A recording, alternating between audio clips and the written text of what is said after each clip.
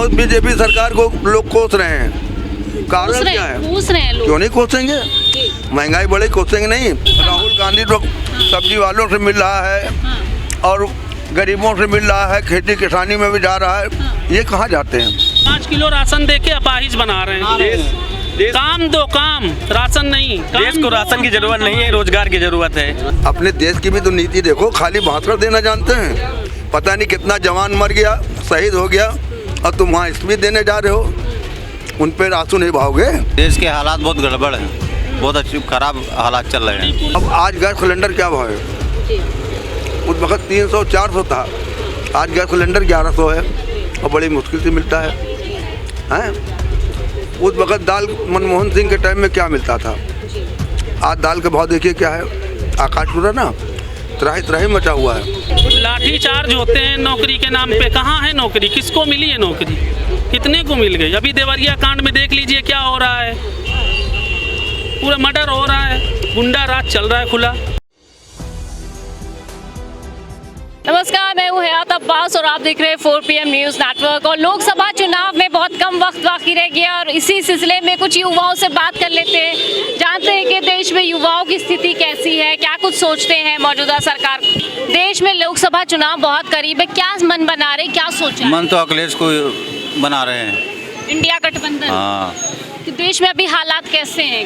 देश के हालात बहुत गड़बड़ हैं, बहुत अच्छी खराब हालात चल रहे हैं। बेरोजगारी, भूखमरी अपने देश का नहीं दिख रहा है। इजराइल, फिलिस्तीन। मरी की बात कही तो आज बता दूं कि देश में हमारा देश जो है द हंगर इंडेक्स में 111वें स्थान पर आ गया है। और लोगों के बीच हम मौजूद हैं और इनसे ही बात कर लेते हैं, क्योंकि देश में प्रधानमंत्री जी ये भी दावा कर रहे हैं कि हमारा देश अब बहुत गरीबी रेखा से पार हो गया है, मतलब ऊंचे आ गया है, अब सब कुछ देश में सही चल रहा है। वो तो आंकड़े दिखा रहे हैं ना कि कहाँ जा रहा है। 111वें नंबर पे जा रहा है, ये सही है? आप बताइए ये सही है? इतनी बड़ी आबादी है, 111 नंबर पे ठीक है। अभी भी विकासशील देश है, अभी विकसित देश नहीं हुआ है। इंडिया भी विकसित देश नहीं हो पाया है, विकासशील ही देश है। 110 नंबर पे इतनी बड़ी आबादी, 140 करोड़ की आबादी है। अच्छा है, बहुत बुरा है, अच्छी बात नहीं। ये तो कहते हैं हमें 140 करोड़ की आबादी ने वोट दे के ही बुलाया है, हमने काम किया है। झूठे वादे किए थे, एक भी वादा जमीन पे नहीं उतरा अभी तक। एक भी वादा नहीं उतरा। 24 में पूरा हर गरीब के घर में जो है पक्का मकान हो जाएगा।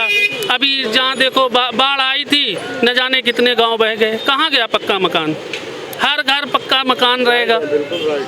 बिल्कुल राइट जी। क्या नाम है आपका? रमेश कुमार सिंह। अच्छा, लोकसभा चुनाव के बारे में क्या सोच रहे हैं? 2024 में नहीं जीतेंगे वो। ये तो कह रहे हैं हम फिर से आएंगे देश। वो कभी उनके कहने थोड़ी होगा, जनता चुनेगी उनको। जनता चुनेगी जी बिल्कुल। क्या सोच रहे हैं सर? मोदी जी आएंगे 24 में, क्योंकि अब उन्होंने उन लोगों की उम्मीद बढ़ा दी है। क्या काम किया है मोदी जी ने? आप 5 काम बता सकते हैं? काम किया है, एक घर में 5 वैक्सीन लगाई है। लोग आज इतनी बाजार में भीड़ भाड़ आप देख रहे हैं। अगर शायद ये मोदी जी की वजह से। हाँ, क्योंकि अगर यहाँ पे अभी 3 साल जो महामारी हुई, अगर 1000 रुपये की वैक्सीन लगाते तो एक घर में 3 डोज लगी हैं, 15,000 रुपये उन्होंने दिए। मतलब ये सर कह रहे हैं कि वैक्सीन फ्री दे दी और डीजल पेट्रोल का दाम बढ़ा के वैक्सीन का पैसा भी वसूल लिया। गोरखपुर बीआरडी कॉलेज में बच्चे एक्सपायर हो गए थे ऑक्सीजन की कमी से।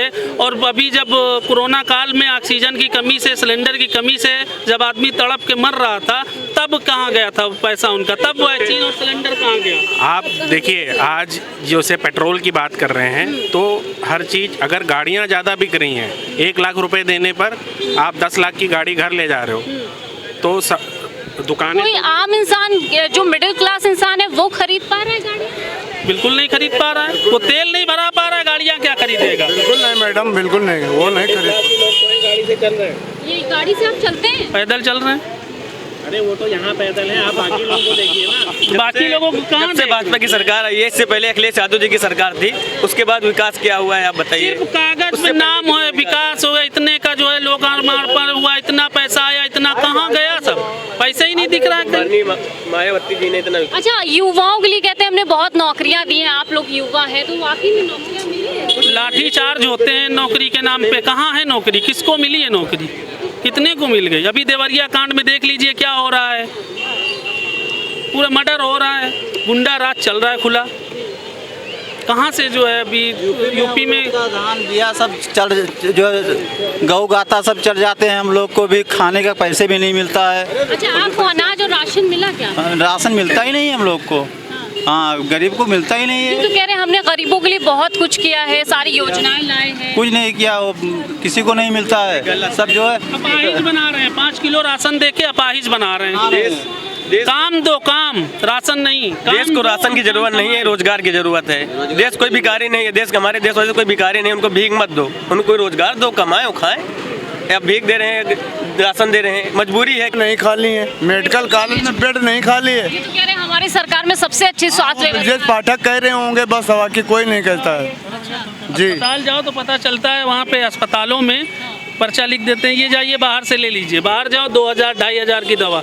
आदमी मजबूरी में घर का जेवर सामान सब बेच के दवा करता है, क्या करे, परेशानी में करता है किसी तरह अपना। लेकिन कहने से थोड़ी नहीं कुछ होना, जमीन पे लाना चाहिए, उसको दिखाना चाहिए। भाजपा सरकार में कुछ बढ़ रही है, जो जीएसटी बढ़ रही है या महंगाई बढ़ रही है, 2 चीज़ बढ़ रही है।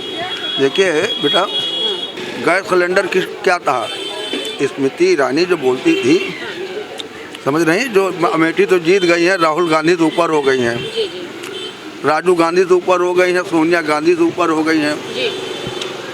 अब आज गैस सिलेंडर क्या भाव है? उस वक्त 300-400 था, आज गैस सिलेंडर 1100 है और बड़ी मुश्किल से मिलता है। हैं? उस वक्त दाल मनमोहन सिंह के टाइम में क्या मिलता था, आज दाल का भाव देखिए क्या है। आकाश पूरा ना त्राही मचा हुआ है। मैं मोदी जी की बुराई नहीं कर रहा हूँ, मोदी जी तो इंटरनेशनल उनको महागुरु लोग कहने लगे, है ना, महागुरु, विश्व गुरु। तो मैं उनका सम्मान करता हूँ, क्योंकि हमारे देश के प्रधानमंत्री हैं और मैं उनका सम्मान तो करूँगा ही। पर ये महंगाई कैसे आ गई, क्यों बढ़ गई, ये गरीब जनता की तरफ कभी ध्यान दिया है? ये तो कहते हैं हम गरीबों के सोचने वाले हैं, हम तो गरीबों की सोचते हैं, हमारी सरकार सिर्फ गरीबों के लिए सोच रही है। नहीं, किस गरीब के लिए इन्होंने सोचा है, किस गरीब के मिलने गए हैं? तो राहुल गांधी तो सब्जी वालों से मिल रहा है और गरीबों से मिल रहा है, खेती किसानी में भी जा रहा है। ये कहाँ जाते हैं? ये तो बात करें, ये तो जमीनी स्तर वाले नेता हैं, लोगों से जुड़ते हैं मोदी जी। देखिए ऐसा है, ठीक है, भाषण अपनी जगह है, स्पीच देना अपनी जगह है, करनी और कथनी में बहुत अंतर है। जी। करोगे विश्व में नाम होगा, तुम वर्ल्ड में तो आपका नाम है, अपने देश में भी तो वो काम करें जो लोगों को राहत मिले। मैं उनका सम्मान करता हूँ और बारंबार सम्मान करूँगा, क्योंकि देश के प्रधानमंत्री हैं यहाँ पे। आप जो चाहेंगे अच्छा होगा, अगर नहीं चाहेंगे तो त्राही मचेगी। तेल क्या भाव था, क्या भाव है बेटा? मतलब लगातार महंगाई से परेशान है आम जनता। मैं उनकी बुराई नहीं कर रहा हूँ और न किसी बीजेपी का, मैं कोई राजनेता नहीं हूँ, मैं एक आम आदमी हूँ। और मुझे देख लेना, मेरे तन पे कपड़ा भी नहीं है और मुझे कपड़ा पहनाने वाला भी तो कोई नहीं है। कहाँ है इसका? अगर ऐसा है तो आपकी बुराई क्यों हो रही है? क्यों बीजेपी सरकार को लोग कोस रहे हैं? कारण क्या है? कोस रहे हैं लोग। क्यों नहीं कोसेंगे? महंगाई बढ़े, कोसेंगे नहीं? आप खाना नहीं पाओगे तो क्या होगा? अच्छा, ये तो कह रहे हैं हम महंगाई अगर बढ़ रही है तो उस हिसाब से आमदनी भी तो बढ़ा रहे हैं। नहीं, काहे में आमदनी बढ़ा दी भाई? कैसी आमदनी बढ़ा दी? ये कह रहे हैं हमने रोजगार दे ये देखिए, दुकानदार भीख मांग रहे हैं, एको पैसे की दुकानदारी नहीं है इनके पास। महंगाई है, जीएसटी लग गई है, ये जीएसटी कहाँ से निकलेगी? ये तो कहते हैं जीएसटी हमने फायदे के लिए लगाई है लोगों के लिए। सरकार ने अपने लिए लगाई है, जनता के लिए नहीं लगाई है। जनता का पैसा खींच करके वो खुद केंद्र सरकार ले रही है। आप समझ गए बेटा? मैं पढ़ा लिखा नहीं हूँ, मैंने कहा नहीं कि मैं, लेकिन आप अपनी बात रख सकते हैं ना। क्यों नहीं रख सकता हूँ?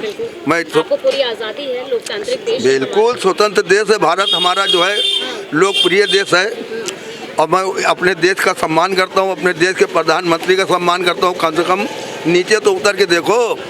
आप हवाई जहाज में घूम रहे हो, विदेश घूम रहे हो, विदेश नीति देख रहे हैं, अपने देश की भी तो नीति देखो। खाली भाषण देना जानते हैं, पता नहीं कितना जवान मर गया, शहीद हो गया और तुम वहाँ स्पीच देने जा रहे हो। उन पर आंसू नहीं बहाओगे? हमारे देश का जो देश की रक्षा करता है उसके लिए क्या कर रहे हैं आप? अरे सर, आप बार बार महंगाई की बात करते हैं, तो क्या किसी और सरकार में इतनी महंगाई बढ़ी थी? जी नहीं, कतई नहीं। पता ही नहीं। नहीं, मनमोहन सिंह में बता दीजिए, जिनकी ये बुराई करते थे गडकरी साहब जो उनके मंत्री हैं, वो क्यों मनमोहन सिंह जी की अच्छाई की उपलब्धियां गिना रहे हैं? मैं भी नेट देखता हूँ, मैं भी देखता हूँ।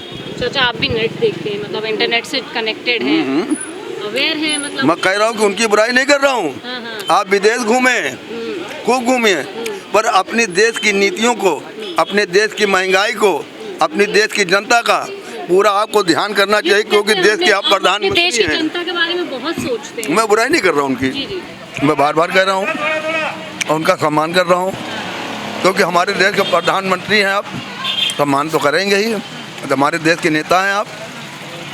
अच्छा, ये भी कहा जा रहा है कि अगर कोई मुंह खोलता है, कोई जुबान खोलता है, कोई सवाल उठाता है सरकार पे, तो उसको ईडी सीबीआई परेशान करने लगती है। तो क्या इस तरह का रवैया किसी और देखिए, सरकार? ऐसा है ना, ये तो उनके एक समझ लीजिए, एक उनकी पूंजी है ये, कि अगर किसी ने कुछ बोला है उनके खिलाफ, तो क्यों आप ईडी बोल रहे हैं? आपकी उपलब्धियां गिना रहे हैं, आपके देश की कमजोरी गिना रहे हैं, तो उसको पूरा करिए।